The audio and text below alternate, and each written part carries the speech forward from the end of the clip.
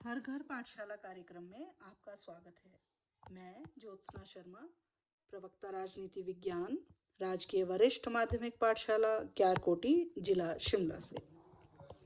प्यारे बच्चों, आप जानते हैं विधायिका, कार्यपालिका और न्यायपालिका ये तीनों मिलकर शासन का कार्य करते हैं और कानून व्यवस्था बनाए रखने और जनता का कल्याण करने में योगदान देते हैं। संविधान यह सुनिश्चित करता है कि ये सभी एक दूसरे से तालमेल बनाकर काम करें और आपस में संतुलन बनाए रखें। संसदीय व्यवस्था में कार्यपालिका और विधायिका एक दूसरे पर आश्रित हैं। विधायिका कार्यपालिका को न केवल नियंत्रित करती है बल्कि उससे नियंत्रित भी होती है।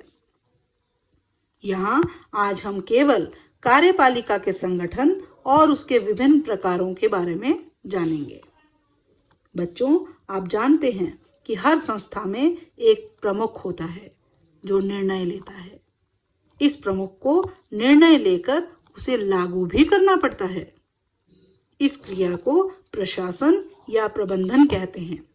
लेकिन प्रशासन के लिए संगठन के शीर्ष पर एक ऐसा समूह होना चाहिए जो बड़े और नीतिगत निर्णय ले सके और दैनिक प्रशासनिक कार्यों की देखरेख और उसमें तालमेल कर सके।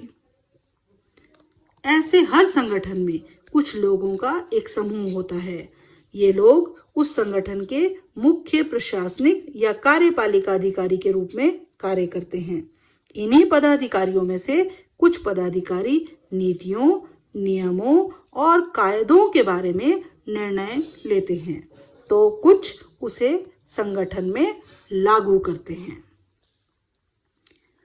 सरकार के मामले में भी एक संस्था नीतिगत निर्णय लेती है और नियमों और कायदों के बारे में तय करती है। दूसरी उसे लागू करने की जिम्मेदारी निभाती है।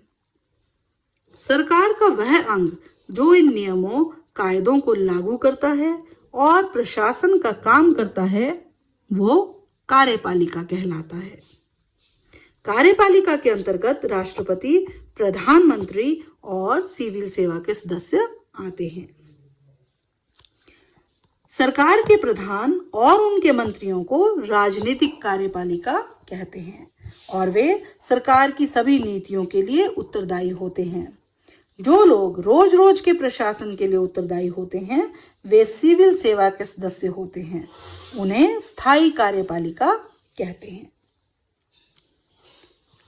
बच्चों, यहाँ आप 2 वर्ष पूर्व हुए G7 देशों की बैठक में भाग लेने आए शासनाध्यक्षों को पहचान रहे होंगे। यहाँ अमेरिका के तत्कालीन राष्ट्रपति, ब्रिटेन के प्रधानमंत्री, जर्मनी की चांसलर, जापान के प्रधानमंत्री आदि भाग ले रहे हैं।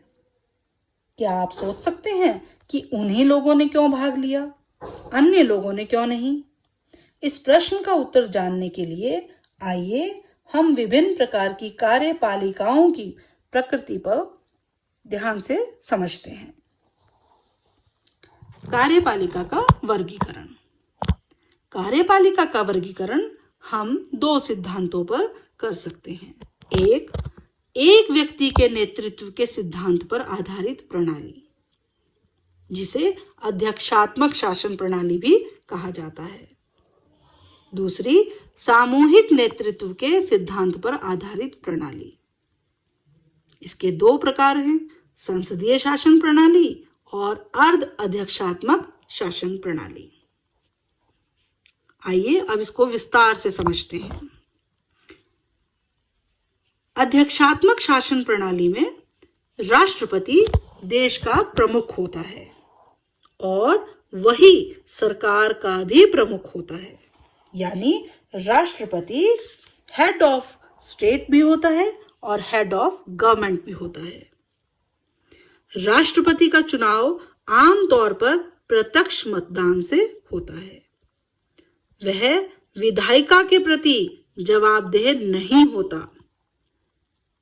ब्राजील और अमेरिका में इसी प्रकार की अध्यक्षात्मक शासन प्रणाली है।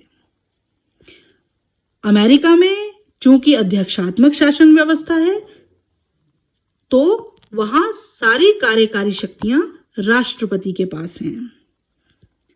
अध्यक्षात्मक व्यवस्था में राष्ट्रपति राज्य और सरकार दोनों का ही प्रधान होता है। इस व्यवस्था में सिद्धांत और व्यवहार दोनों में राष्ट्रपति का पद बहुत शक्तिशाली हो जाता है। संसदीय शासन प्रणाली। संसदीय शासन प्रणाली में सरकार के प्रमुख को आमतौर पर प्रधानमंत्री कहते हैं। वह विधायिका में बहुमत वाले दल का नेता भी होता है।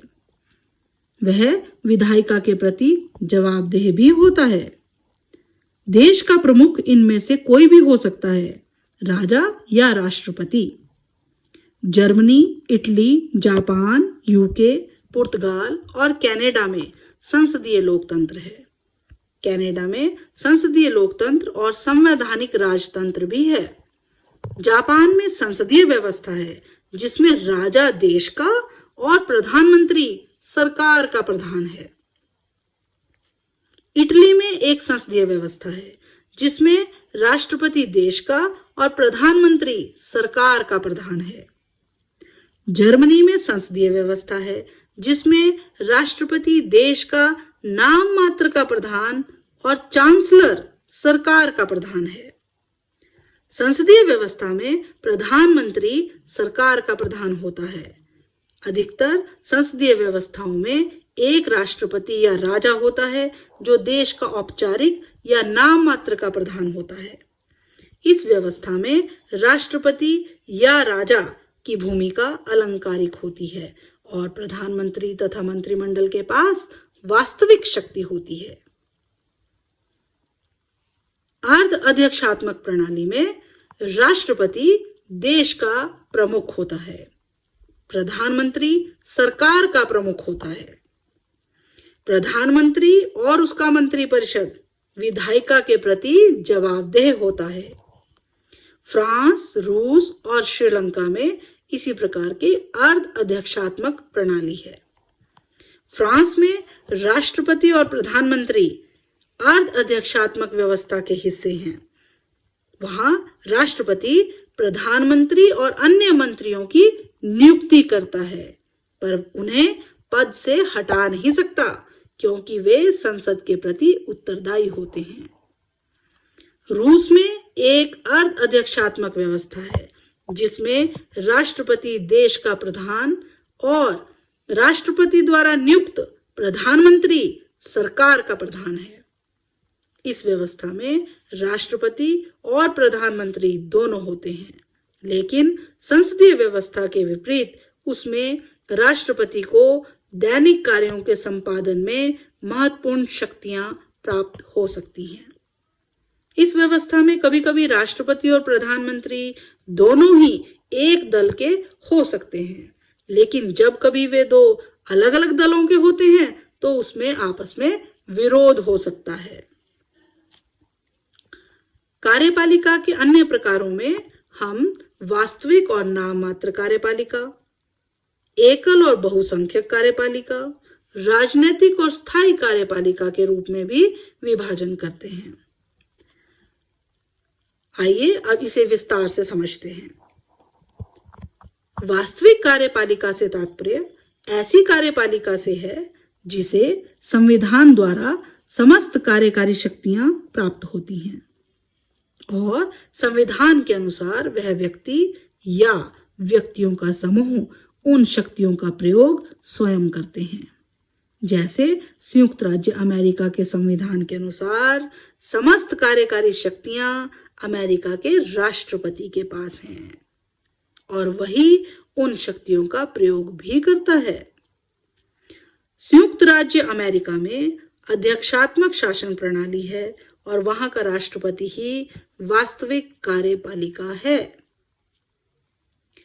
नाम मात्र कार्यपालिका वह होती है जिसे संविधान ने शक्तियां तो सौंपी हैं परंतु वह उनका प्रयोग करने में स्वतंत्र नहीं होता है। संसदीय शासन प्रणाली में वास्तविक कार्यपालिका उसे माना जाता है जो व्यवहार में शक्तियों का प्रयोग करता है। जैसे भारत में संसदीय शासन प्रणाली है तथा यहाँ का संविधान समस्त कार्यकारी शक्तियां राष्ट्रपति को सौंपता है, परंतु वास्तव में राष्ट्रपति इन शक्तियों का प्रयोग नहीं कर पाता, बल्कि इन शक्तियों का प्रयोग प्रधानमंत्री के मंत्रिमंडल के द्वारा किया जाता है। इसलिए यहाँ वास्तविक कार्यपालिका मंत्रिमंडल है। भारत के राष्ट्रपति को अपनी शक्तियों का प्रयोग मंत्रिमंडल के परामर्श के अनुसार करना पड़ता है। इसलिए भारत का राष्ट्रपति नाम मात्र कार्यपालिका है। एकल और बहुसंख्यक कार्यपालिका का विभाजन इस सिद्धांत पर आधारित है कि कार्यकारी शक्तियां कितने व्यक्तियों को सौंपी गई हैं। यदि कार्यकारी शक्तियां किसी एक व्यक्ति को सौंपी जाएं, तो वह एकल कार्यपालिका सिंगल एग्जीक्यूटिव होती है। उदाहरण स्वरूप भारत में समस्त कार्यकारी शक्तियां राष्ट्रपति को सौंपी गई हैं, इसलिए भारत में एकल कार्यपालिका है। इसी तरह अमेरिका, इंग्लैंड आदि देशों में भी एकल कार्यपालिका है।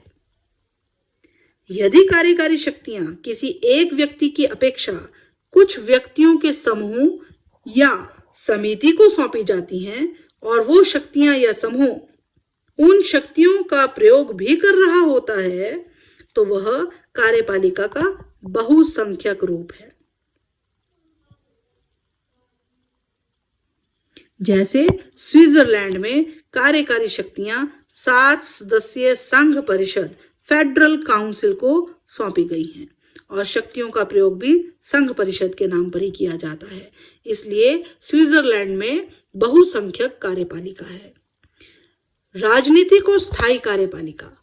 राजनीतिक कार्यपालिका से अभिप्राय ऐसी कार्यपालिका से है जो राजनीतिक आधार पर चुनाव द्वारा कुछ समय के लिए नियुक्त की जाती है। जैसे भारत में केंद्र और राज्यों के मंत्रिमंडल राजनीतिक कार्यपालिका के रूप हैं। मंत्रिमंडल के मंत्रियों के लिए कोई शैक्षणिक या तकनीकी योग्यता निश्चित नहीं की गई है। इनकी नियुक्ति विधान पालिका में बहुमत के आधार पर होती है और किसी भी समय इन्हें पद से हटाया जा सकता है। चुनाव द्वारा जनता देश में राजनीतिक परिवर्तन ला सकती है और मंत्रियों को भी अपने पद छोड़ने पड़ सकते हैं। इसके विपरीत स्थायी कार्यपालिका पर देश में हुए राजनीतिक परिवर्तन का कोई प्रभाव नहीं पड़ता।